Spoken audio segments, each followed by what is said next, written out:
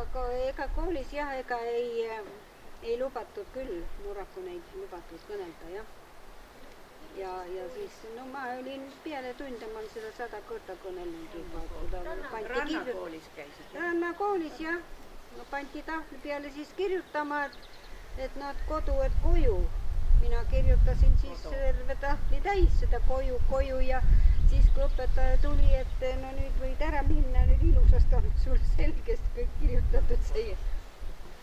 Mina krabinal oma kotid kokku ja õpetaja veel ütleb, et no kas sul nõnna kiire nüüd hakkas äkki? Ma ütlen, kodu! Seal oli siis kõik see õppimine ja see peale tundmisest ei mitte kedagi kasu.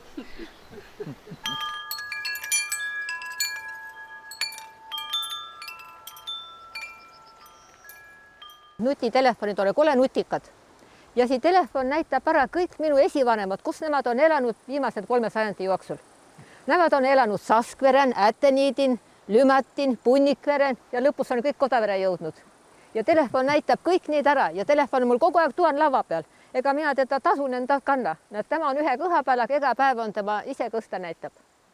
Kole targad on need nutitelefonid küll. Ja ei julgegi enam ühen võtta, kes teab, mis tema minu kusta viil teab.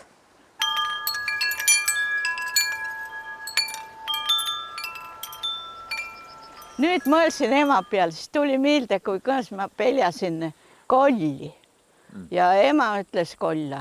No vaata sõjaaegsed lapsed, see oli ikka hull.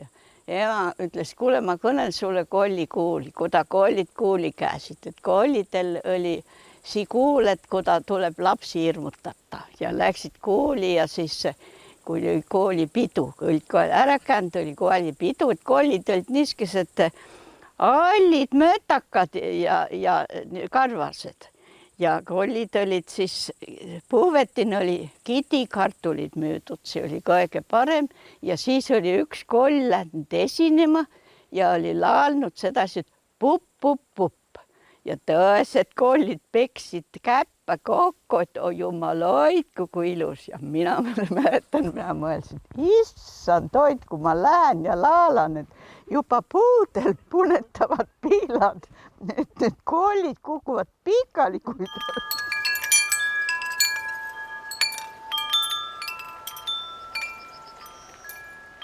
ja oli siis sealt Verekülas keiser, kes ehitas seda maja, keisri nimeline mees oli. Ja tema oli ütelnud sedavisi, et ai vana lovi, mina sinul teeb maja nagu pott. Ja mis siis selle potiga oli, kui mina siia 66. aastal esimest korda tulin, siis esimeste pesu pessin ja lähen lakka ja lumeanged kõik lakan. No katus oli tänavasi pandud, et kõik lumi tuiskas sinna lakka, vot siis pott.